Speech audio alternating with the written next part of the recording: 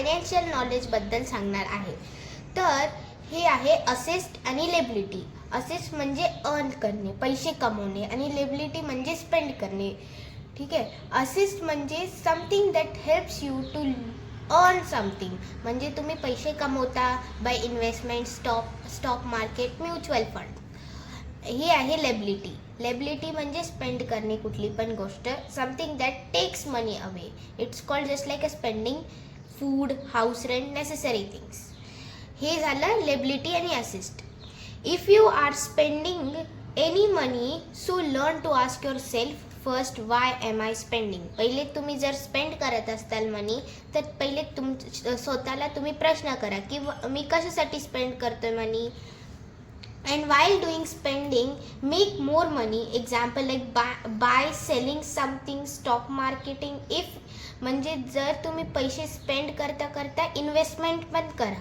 If you spend whole money, no money will be left. म्हणजे तुम्ही जर ही प्रमाणे नाही केलं, म्हणजे की जर स्पेंडिंग करताना मनी नाही बनवलं, तर मग तुमचे जर होल मनी तुम्ही स्पेंड केलात, तर मग कुठलेच मनी राहणार नाही.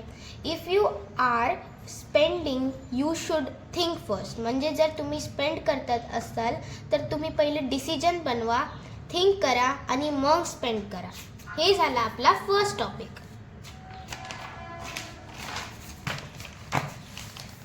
हे आहे आपला सेकंड टॉपिक, कॅश फ्लो. मनी कमिंग ह्याला आपण इन्कम बोलतो. मनी गोईंग आउट ह्याला आपण एक्सपेन्स बोलतो. म्हणजे येत आहे मनी त्याला आपण इन्कम बोलतो, आणि जातोय मनी त्याला आपण एक्सपेन्स बोलतो. पहिले 3 कॅटेगरीमध्ये डिवाइड केलेलं आहे. अर्न मनी, सेव्ह और invest a part first, spend rest. म्हणजे पहिले अर्न करा, पैसे कमवा, इन्व्हेस्टमेंट करा, म्हणजे पहिले पैसे कमवा, मग 2 कॅटेगरीमध्ये डिवाइड करा, सेव्ह आणि एक्सपेन्स. सेव्हिंगमध्ये 10% टाका किंवा 50% टाका, आणि जे राहतील ते आपण एक्सपेन्स करू. ठीक आहे. हे झाला आपला कॅश फ्लो. म्हणजे तुम्ही हे 3 गोष्टी लक्षात ठेवायचे, अर्न मनी, सेव्ह और invest a part and spend the rest.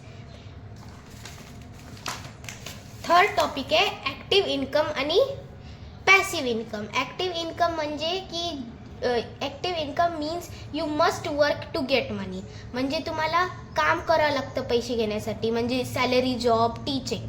ठीक आहे. आणि पॅसिव्ह इन्कम म्हणजे की passive income means money comes even when you are not working.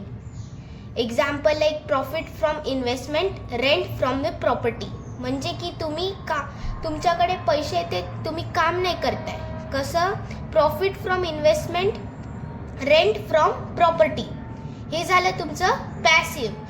Most people काय करता, ॲक्टिव्ह पासून सुरुवात करता, मग पॅसिव्हकडे जातात. स्लोली असं करून मग ते पुढे म्हणजे जातात, म्हणजे पॅसिव्हवर डायरेक्ट जातात.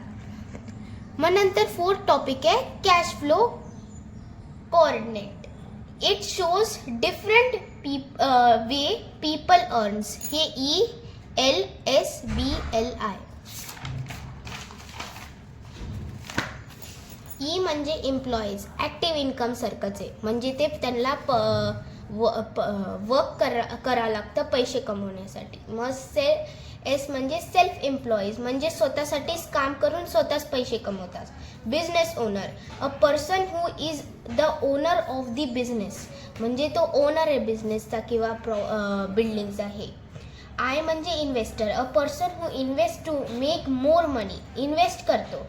पहिला म्हणजे की कुठला बेटर आहे, एम्प्लॉईज म्हणजे employees, self employees, business owner की इन्व्हेस्टर. तर हे तुम्हाला प्रश्न पडत असेल कुठला बरं असेल. मग मोस्टली हेच बरं आहे. ठीक आहे, बिझनेस आणि इन्व्हेस्टर. कारण की मोस्ट पीपल पहिले एम्प्लॉईज, मग सेल्फ एम्प्लॉईज, मग बिझनेस, मग इन्व्हेस्टर करून असं स्लोली करून ते पुढे जातात, म्हणजे इन्व्हेस्टरवर पोचतात, आणि मग नंतर ते पैसे कमवण्यास चालू करतात. नंतर आहे फायनान्शियल नॉलेज, मॅनेज. हे ह्याच्यातून आपण शिकलो की काय मॅनेज कसं, अंडरस्टँड कसं, इन्व्हेस्ट आणि बिल्ड कसं करायचं, कॅटेगरीमध्ये कसे डिवाइड करायचं, हे आपण शिकलो. आजच्यासाठी एवढंच. थँक्यू.